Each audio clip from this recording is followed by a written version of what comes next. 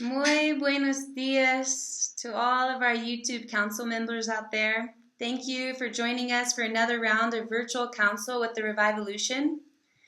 The Reviveolution is a global community of indigenous wisdom sharers, visionaries, and earth guardians dedicated to nourishing thriving relationships amongst the human family and the natural lore systems of creation. We are so honored that you have taken initiative to join us in our council team today. Today we have a very special treat as we dive in deep with a maestra linguist on how we may navigate the English language to communicate in the affirmative from the heart as our ancestral languages do. So guiding us through this intriguing endeavor will be passing off the stork feather to a lovely indigenous Native American grandmother. Her English name is Patricia Ann Davis, and in Dineh, her name is the one who has no enemies or peacemaker. And from our conversations, I can certainly affirm that she is a keeper of peace. So some of the subjects that are on the menu today are effective communication, females breaking the patriarchal silence, the ceremonial change process, and young people dismantling the current structures. So I'm sure there's another array of surprises that Spirit has in store for us, as always. So, Patricia was born in the Mississippi band of Choctaw-Chata and born in the Ye-Dineh clan of the Navajo-Dineh nation. Her maternal grandparents being of the Chata and her paternal grandparents of the Ki-Ya-Ani clan of Dineh. She's born of a healing lineage as her father offered 40 years of healing services to 3 generations of Native people. Thus, she is a diagnostician and practitioner by tribal lineage, training, and initiation. So amongst many other skills, she designs presentations, trainings, ceremonies, workshops. She's a grant writer, an administrator, international teacher, consultant, facilitator. She works with addiction outpatient and inpatient programs in prisons, and she's also a designer of ceremonial clothing, shawls, and gourds. So she has skillfully translated the Dineh Blessing Way ceremonial principles into the affirmative healing process to facilitate a healing process with the context of natural order and indigenous science, to define a distinction between affirmative thinking systems and Eurocentric dualistic thinking systems. So you can find out more about her adventures and work on nativeamericanconcepts.wordpress.com. And as always, you're welcome to jump on Reviveolution.net to check out ways you personally may join our Global Council of Changemakers. So from all the talks that we've had so far, Patricia is certainly a maestra linguist in my heart, with deep roots in wisdom flowing through her. And we're extremely happy and honored to have her here today in virtual council. So passing the feather to you, Grandma.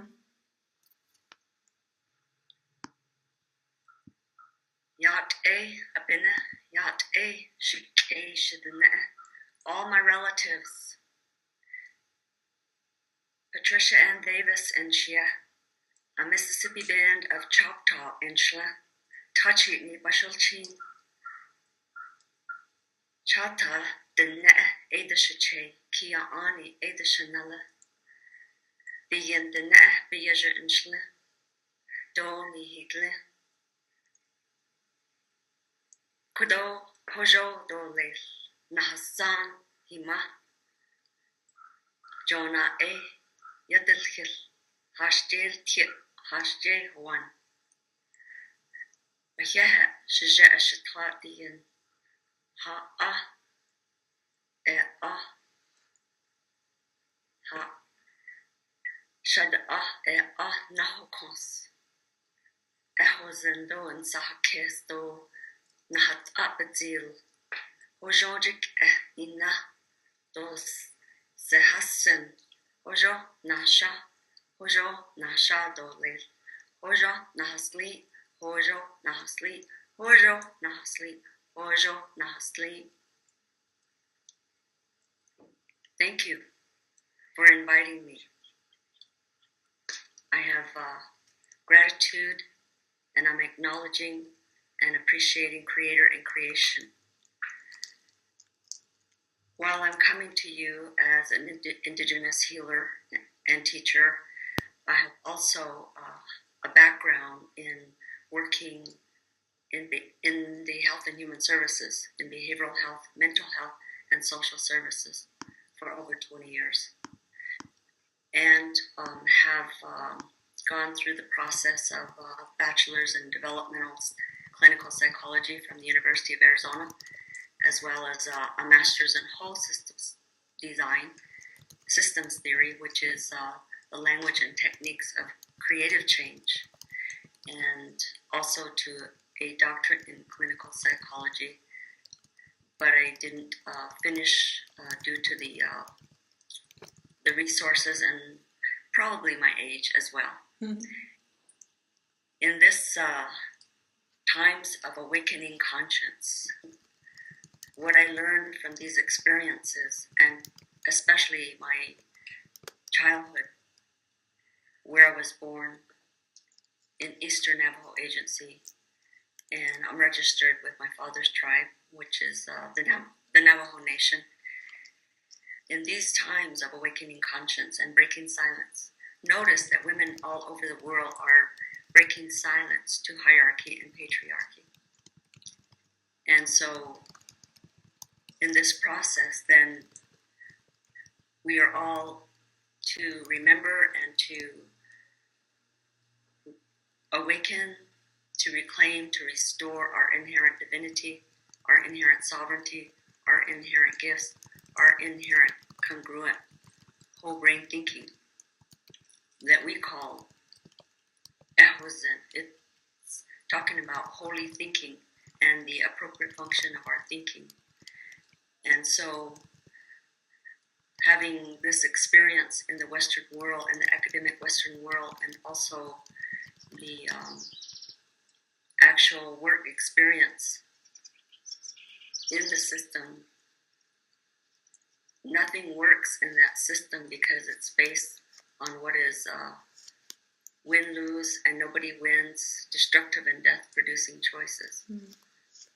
And so I have been invited to 9 different countries, and during this period of time, when I spoke and it was translated, this treasure knowledge was translated, then I asked for people to reframe their thinking, to use their whole brain thinking for the creative imagination, to find the creative solutions. And the how-to is giving up our denial and our dishonesty and our defiance to the oneness of creator and creation. And then we know what to say yes and no to. And we will collectively say yes to constructive and life-affirming choices. I'm the youngest daughter and the 11th child of 12 of my late father, who was my teacher, and he took me through tribal initiation at age 8. My uncle, my relatives, my extended family from the Choctaw-Chata and the Kia'ani people, and especially those from Choctaw-Chata, Arizona. These are the people who taught me throughout my life. And so what I'm calling a treasure knowledge actually exists within every person. And I'm translating that to wellness restoration. What that means is the healing process that I designed to simplify healing is not coping. It is a curing process. And curing means correction. So that's what all of the ceremonies are in our, from our language, worldview, and lens. That's the whole purpose, is to restore our sacred self and our sacred place in the universe. And so I will define the context, the container for this interview and discussion here. the natural order is what no human being can have power over. And I will describe it to you. Anywhere on the earth, there's a longitude and a latitude. And anywhere on the earth, there's east, south, west, and north. And on our land, we call it Dineh, which is the people's land, the holy people's land, homeland. There are 7 sacred mountains. So there are 4 cardinal directions and 4 ordinal directions, and then there's a doorway, and then the smoke hole. That's 7 sacred mountains. So that I will describe from the east to the south, to the west, to the north. And then there's sunrise, noon, and evening, and midnight. And then there is spring, and summer, and fall, and winter. And so a person is traveling, coming in from the east through the doorway, the unborn, the newborn, and traveling clockwise. And on this path, we have beautiful names for this pathway. And also, there are people who are jewels who are born in this holy circle. So sunrise is white shell, and that is I'm going to use white people because English doesn't exactly convey the idea of being a gem or a jewel as a precious child of Creator. That's white shell. And the south is turquoise. Turquoise is indigenous or red people. And then the west is the sundown, so that's Asian people and yellow people. And the north is obsidian or jet. So the jewel for the Asian people is the abalone shell. So we have white shell, turquoise, abalone shell, and jet or obsidian. So this conveys that nothing in nature polarizes. So we can't say that any nation is inherently superior or privileged or entitled over another. Because at midnight, so these are esoteric colors, means universal. So what I am talking about is not Indian religion, it's not Abrahamic tradition religion, it is not theory, academic theory, it is not also Western theory. This is the natural order, which is like gravity, and women are equipped to give birth to a child. The moon phases, the equinox, and that's how we're existing. So the Navajo is speaking in the natural order. And no one can go from a child to an elder, or from sunrise to midnight, or from spring to winter, and so on. So there is the energy, motion, and everything is vibration. So this language is speaking in the vibration of the natural order in motion, in which we are existing in harmony and balance. And if we violate these laws of nature, then there's consequence to that. So that's how we were able to steward the earth, water, fire, and air for generations and centuries. So that's the container, and that's the context for the natural order. And so when I spoke affirmation is to say what is existing. We can't give our power away, no one can take our power, no one can destroy it, no one can undo it. People are only denying their power within to have power with others, and that is what eliminates the need for power over. So this is my message to young people when I say life is yes and no, what we say yes and no to. And then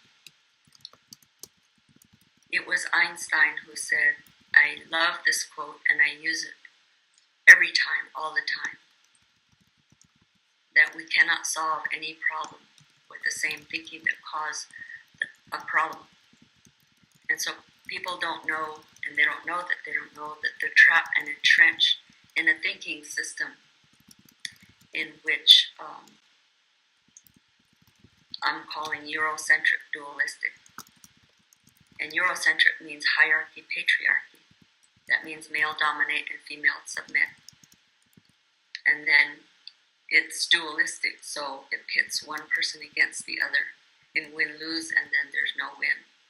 So I'm going to define two thinking systems, because the ceremonial, the indigenous ceremonial change process reframes our thinking to the appropriate function of our thinking, of holy thinking, and to use our whole brain thinking to design the creative solution for collective survival. We're using the word consciousness, whether it's unconscious, subconscious, or consciousness. We're using the word, and we're saying that that word means that we're awake, and yet that word means that we're not awake, because consciousness produces perception, and then perception, in using consciousness and perception, reality is relative to perception. That's why there's conflict for generations and centuries, because people are using belief systems and creeds and doctrines and theories and philosophies to fight about which is the one right true way, and believing that they're separate and outside of nature.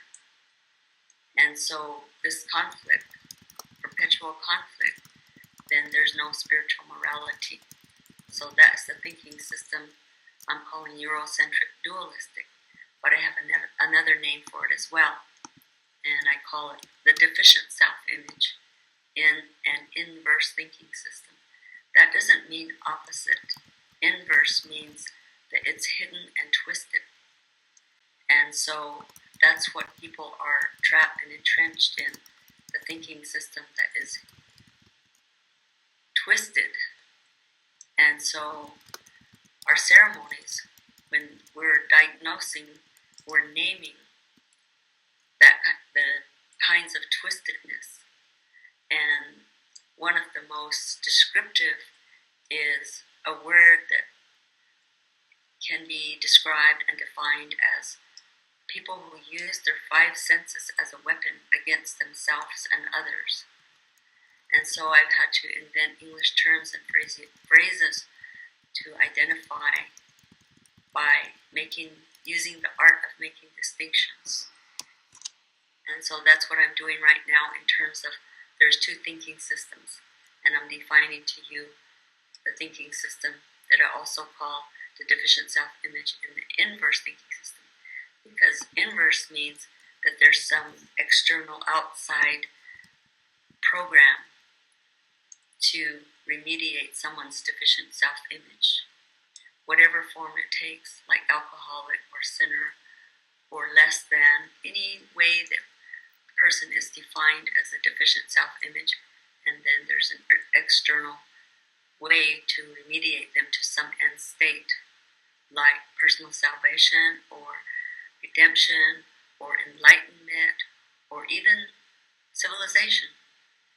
Good example, right now in contemporary times, we're told that with all the technology we have, us indigenous people and American Indian on this land continent, we've been told that when we're acculturated, when we're coming out of our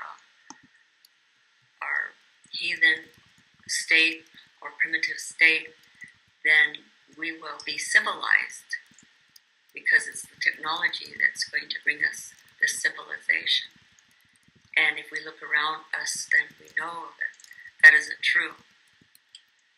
So now I'm finished defining for you the Eurocentric dualistic thinking system, also called the deficient self-image within the inverse thinking system. No change happens from the outside in. All healing takes place from thinking. and telling the body correct information or erroneous information. And so I have defined and used synonymously the terms deficient self-image, using a criminal mind for what it's not for, and to limit thinking, and the pretense which people will destroy themselves and others to maintain the pretense of the deficient self-image using the criminal mind. Do you see how all of that fits together in that thinking system? And the whole planet is trapped and entrenched in that thinking system, because it's win-lose and no win and destructive and death choices. So I identified an intervention point. It's called a leverage point.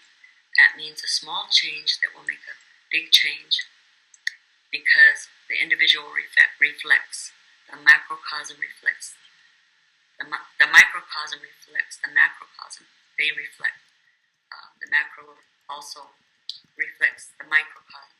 The individual reflects, and what the universe. We're in and of the universe. We can't be separate or outside of it. And so, through our thinking, we can use our sacred self-intellect, because it's our whole brain thinking, because it's built in. So I don't have knowledge that other people don't have. Every person is forgiven by the Creator, given beforehand our inherent divinity, sovereignty with creation within the natural order, and our inherent gifts and our congruent whole brain thinking, the creative imagination, the intuition in which to design creative solutions. So this right now, what I'm saying is reframing the audience into the thinking system where the Navajo language is speaking. And these words that I'm using are abstract. And yet I've spent 10 years tortured to my brain to learn the language of pathology in the university setting, not to exploit and victimize my own people, but to prepare for these times that I will be obedient to the path that I was put on. And it was my own father who put me on this path. And he said, okay, if you're going to go to school, then just remember, we lose a lot of Indians that way, American Indians. We lose a lot of Navajos that way. And I want you to remember that this schooling is not education. You don't have to know English and sit in a classroom to be truly educated. You can be unschooled. So us elder people, my grandparents were truly educated, and they didn't know one word of English, but they were unschooled. But this schooling is a tool. So he was silent. And then he said to me, okay, remember, it's a tool. And what I want you to do is undo the thinking that has caused so much destruction and suffering to our people, meaning indigenous people and American Indians in our homeland, that we are even actually today exiled in our own homeland. And I come from two tribes that have been on the Trail of Tears, the Choctaw people, the Trail of Tears, forced removal and exile from homeland. And my father's side, it's called fullest, which is the long, it doesn't literally mean the long walk. It means having the inner resolve and strength to endure this and not be defeated spiritually. And that long walk was forced exile from homeland. So in that way, we are still being treated in this manner. So in this reframe process to the thinking system of the Navajo language, when I say words in Navajo, they are hieroglyphs, they are pictures. And when I say words in English, they're abstract, which means they're not connected vibrationally to the natural order that I just described to you. And so that was a way to enslave us, to put us in bondage and slavery with the land and the natural resources. And that of course, that's called colonialism. And so the thinking system in the Navajo language, and again, to be Choctaw and to say I'm Choctaw Navajo are words that are imposed upon us that are really meaningless to us. They're labels. And when I say or then I'm saying I'm a precious and holy child of Creator. And so is everyone else, although nihidle. And just to give you an idea of what is cross-cultural, intergenerational, inclusive, and universal and practical and application, this can be translated into any language, and it has been translated into Spanish, into French, and into Russian. And so this terminology then is, for example, this earth surface people, and Bella Ashla is 5-finger people. And that means humane being, humane with E. And then we have the affirmation that we're a precious child of Creator. So therefore, we're not using our consciousness and perception and then polarize into adversary and conflict and war. We're using conscience, not consciousness. And that's how the container, we access the natural order, which is reality is exact, using indigenous knowledge and wisdom. So that's what I'm describing to you in both languages and translating accurately with the English words that convey the integrity of the language. Even though it sounds so foreign and abstract, I can only describe it in this way.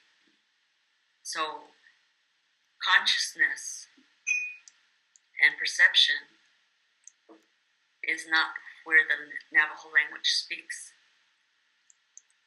Dineh, which is, or Dineh, or Diin, Dineh. The Zod is ceremonial language. It's spiritual language. It's ceremonial, spiritual language for correcting any out of balance condition. Conscience, indigenous wisdom and knowledge is meaningful. And it's information, it's just information. But it's knowledge when it's meaningfully connected. And then when it's a way of life, then it's wisdom. So one of our major ceremony is Hojonja. And my late relative defined this as, literally, she said, living the loving way. Because my brother asked her, Auntie, what does Hojonja really mean? People say it means the blessed way. Yes, it does mean the blessed way, but the first thing out of her mouth, and she did not hesitate. She looked and immediately said, it's living the loving way as a way of life. So that is the best way that I can describe to you the thinking system of conscience and indigenous wisdom and knowledge, where reality is exact in the natural order. So there's group consensus because the natural order is exact as I described to you. So we have win-win, constructive, and life-affirming choices with our whole brain thinking, which is Ahozen, holy thinking, and the creative imagination. There's no competing collectivities. There's no competing ideologies. And that word hojo It's the all-encompassing concept of holiness with H and wholeness with W.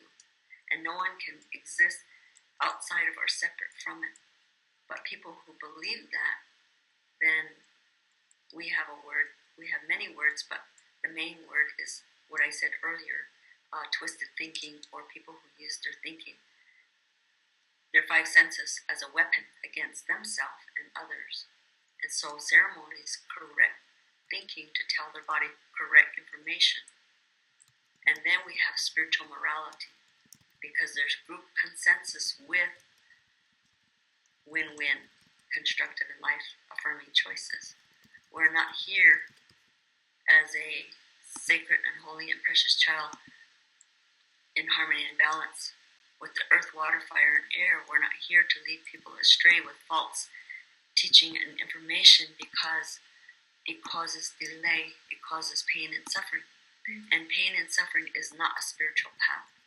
So we are here to awaken, to remember our spiritual identity, and to discover our inherent gifts for our soul purpose and life mission between Mother Earth and Father Sky, in balance and harmony.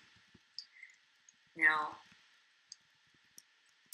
there's youth who are mostly my audience, usually not the establishment, and usually not the conventional people.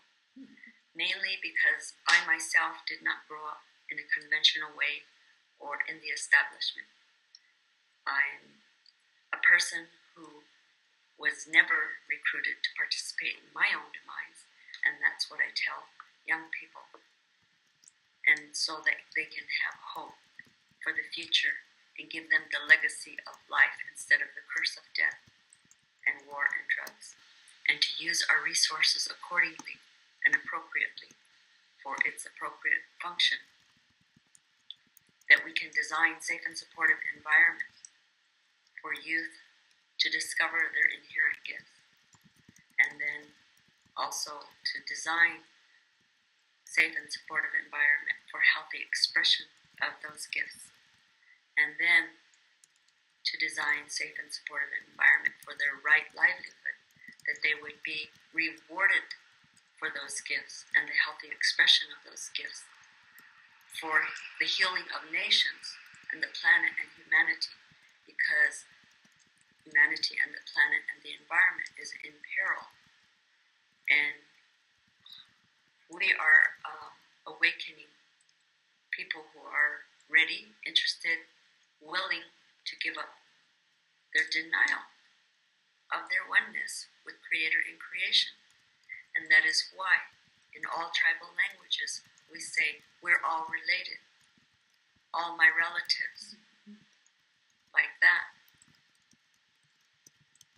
In nature, as well as we're talking about humane beings, because we're all holy people, we're all descendants of holy people, and that's who we are.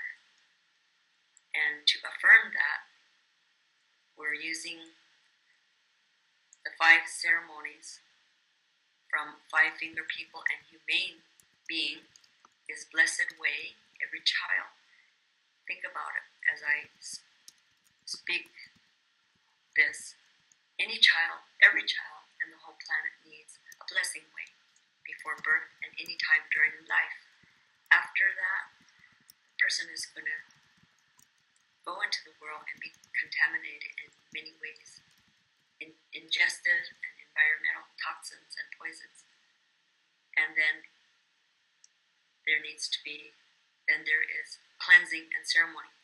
So that's 3. 1 is blessed way, 2 is protection way, 3 is cleansing and purification, 4 is total spiritual renewal. So our winter ceremony for spiritual renewal is 9 days. Our shortest ceremony is from sundown to midnight to sunrise. Mm-hmm. And the majority of other ceremonies are 4 and 5 days. And it's for the person and their family and the community. And then the last one, 5, is journey to spirit world. That is the end of life when we exit, and the air exits out of the body. So I will say one more thing, and then I will pass this feather to you for any questions. And I will say that the perfect peace and love of Creator that makes a sound is where we all come from, because that radiates to the physical sun, that radiates to the plant people, non-seti and the holy plant people. That's photosynthesis. So it also is oxygen. We are in breath and out breath, and we're making a sound and moving around. And so when the air expires, it goes to the perfect peace and love of Creator. So we're coming from the same air, and yet we're using the Creator's breath to have to be in adversary and conflict with each other. And so at conception, it's small air. At birth, it's big air. And no one can be outside of 4 sacred elements, because our body is earth. We are so much percent, 70 or so water. Fire is temperature. And then Nishchehdian is the holy Creator's breath. And so we are in perfect harmony and balance within the perfect love and peace of Creator. So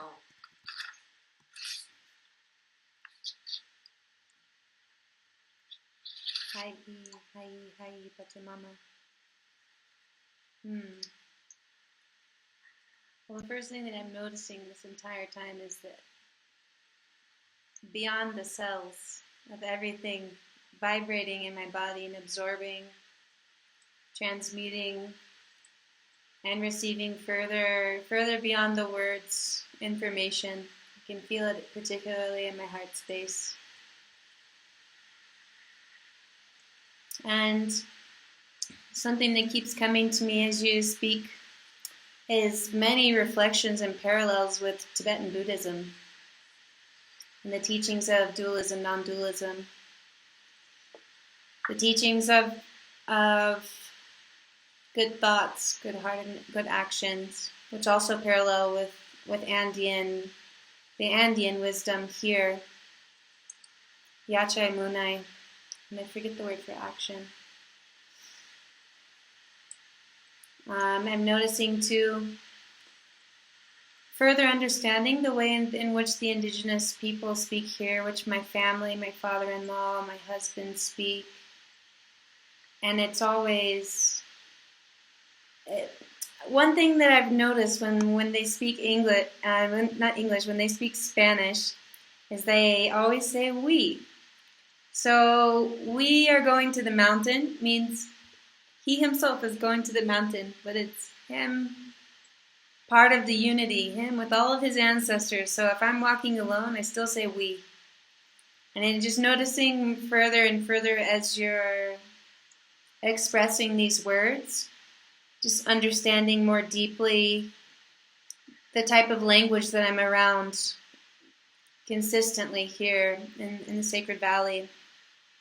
And the power of that, the power of the unity in the word, the power of non-exclusion. There's actually in the Quechua language, there's a way to say, so noka is I, kan is you, we is nokanchis. So that's to say we are one.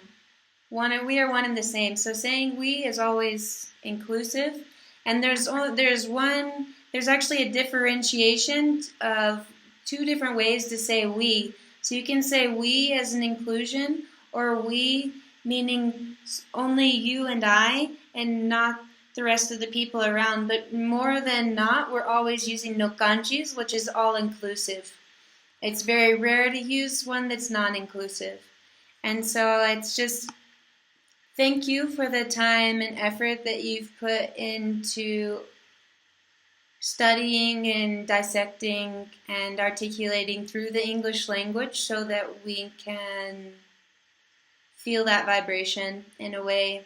And as you stated, I can certainly understand that the English language would not have the capacity to fully encompass what it is that you're expressing. And I really like when you shared that it's spoken in images, that when you speak in the ancestral languages, that this creates an image, and that the English language actually cuts off from that vibration, and that really resonates with me, and a deeper understanding too of another layer of the communication between myself and my indigenous family here, because we've even often tried to share Quechua and English with each other, and I've noticed, particularly with my husband, that when I'm sitting here like wanting to take notes, this word means this.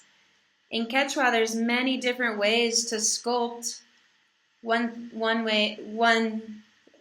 of saying table. There's many different ways to sculpt that. And it's often, if I ask him how to say table, he won't just say the word, mesa, like in Spanish. He would articulate, a table is a thing where you sit and you eat, and maybe sometimes you'll do artwork there. It's a description. He'll like paint the picture for me. And maybe for 2 years, I was really challenged. My Western brain could not conceive why on earth we couldn't have just this black and white description and pointed understanding. And then it finally took some layers back through ceremony, as you explained, that when we walk into ceremony, there's an ultimate truth. There's an ultimate truth always, but it's very easy for our hearts and our souls to be aware and step into that reality field when we are in ceremony, because things are happening energetically to our minds and our souls that we don't even need to be directly conscious of, just allowing that to integrate, to flood out. And so through those ceremonies, through those initiations, and through those change processes, as you speak of, I was able to finally begin understanding a new way of understanding, a new way of seeing, a new way of listening, in which there was no need for me to.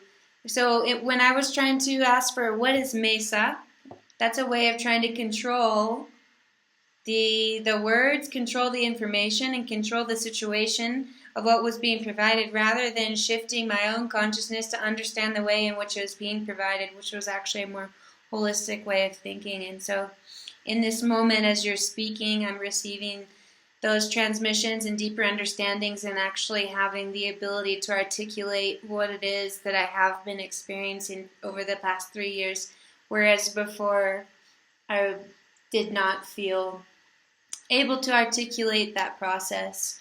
And so, I feel there's more happening right now in my whole body than words could actually describe, which is really nice. I appreciate that.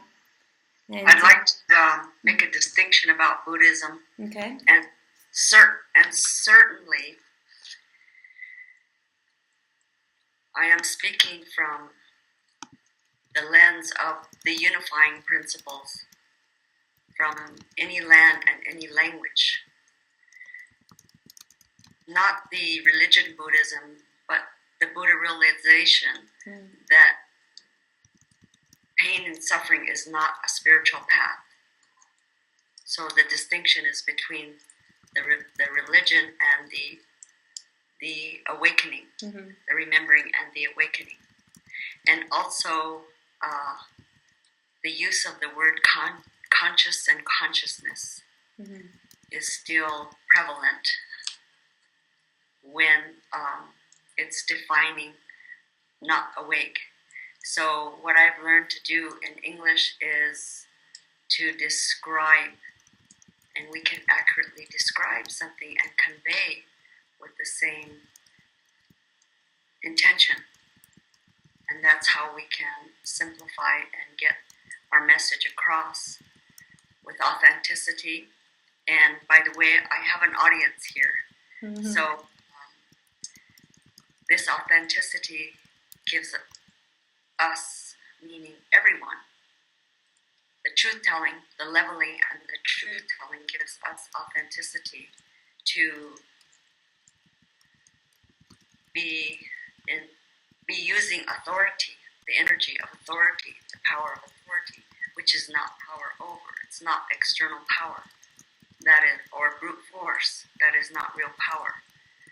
So the authenticity gives authority then to deal with the tyranny around us, which is using consciousness and perception to justify a one right way, or a one right religion or philosophy, or a one right theory. See, that's the reframe out of that thinking system. That's the purpose of this interview and my agreement to participate. And the other topic that you asked me to speak on, you can let me know if there's time, was about how to best call anger fire than to call it anger. And so the maladaptive emotions, mal means not good for you, and they don't exist, they cannot exist in our body because they do not exist in the environmental earth, water, fire, and air, are anger, jealousy, hate, envy, shame, guilt, fear. Jealousy is one of the main ones because it is saying that someone has something we don't have, and that's not true. So that's what causes violence and destruction. So these are maladaptive emotions that do not and they cannot exist in the body, even though the Western world says that we have an evil side and a shadow side and a dark side, and various ways of saying that exists within us, but they cannot. It's the criminal mind who calls it into the body to tell the body wrong information. And so what is the proof of it? War, homelessness, hunger, poverty, disease, incarceration, addiction. Those are all, that's the root cause. It is the criminal mind telling the body wrong information. And so fire, the purpose of it is procreation. And in terms of healthy communication and relationship between the male gender life task as a protector provider and the female gender life task as the life giver and nurturer. And then when this fire is anger, it is in the solar plexus. And the solar plexus is from the above the navel and below the sternum. And that fire then is corrosive, and that's what causes heart attack, because a person cannot bring that fire into the lungs. That's why the heart is between the lungs, because we need air for inspiration to bring that fire up. So that's why fire is destructive if it's in the solar plexus, but it has purpose in procreation, and then it has purpose when we bring the air and we can speak truth and be a truth teller. Then we're inspiring people and educating, coaching, guiding, motivating. And so that's what I'm doing. And I tell people that I'm doing my part, and I'm only asking other people to do their part. What was given to me, that's what I'm doing. And then I'm asking people questions in terms of, what do they value? What do you value? What do you cherish, and what do you want to perpetuate? And then it's up to each person what they want to say yes or no to. But the young people can learn why and how to say no to what is going to recruit them to participate in their own demise and the future generations. So this is where I feel that a video, an interview, is important to reach the audience, to be visible, to educate in this way. And I have gratitude and appreciation, and I thank you for this invitation. Thank you very much. Ortiye sonkoye. In Quechua, this means with the heart of a dove. So thank you very much for all of this information that you've been sharing and passing through you towards us. And I look forward to continuing to connecting with you and supporting you. And I'm envisioning, I'm sure you already do them, but trainings, for young people and bringing together the work that we do to allow more young people to be able to integrate this type of language, life-affirming ways into our being, so that as we are stepping into the world and choosing and deciding what we value and how to express those values, that we may carry forth a return to the heart-based affirmative way of thinking and acting. And yeah.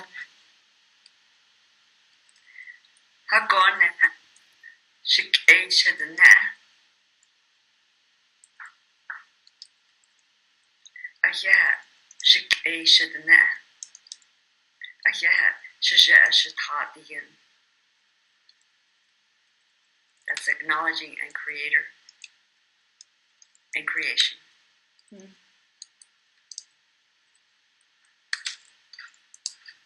Haylli.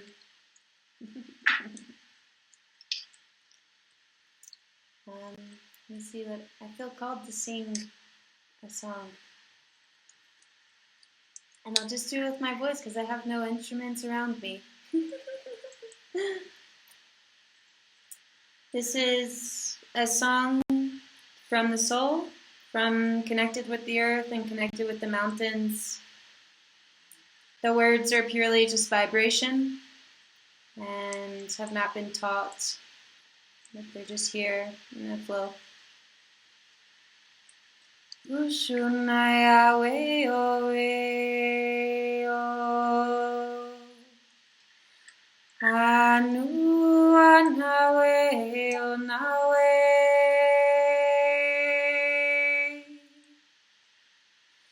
ashunawe o ashunawe o nawe o we anawe, we nayawe, yo awe, yo awe, yo. Ashuna yawe, yo, ashuna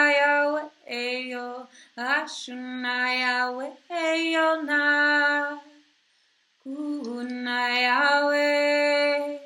Kuna Yahweh,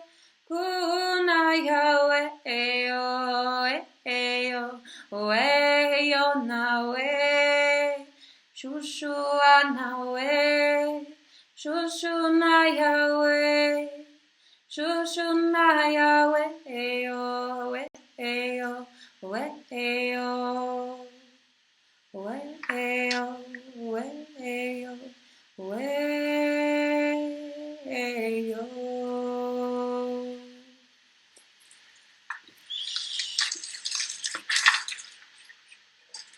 Gracias, gracias Pachamama, Aipamama, gracias a Apukuna, gracias a la luna, a las estrellas, a las medicinas, a los idiomas ancestrales, a nuestras abuelas y abuelos, y todos los momentos que nos trae aquí. Thank you to all of you who are here with us in this virtual world. May each of our hearts, our minds, our souls be receiving this information, this transformation, this initiation, and carry this forth with our expressions and our actions in all our relations. Ayaya Pachamama.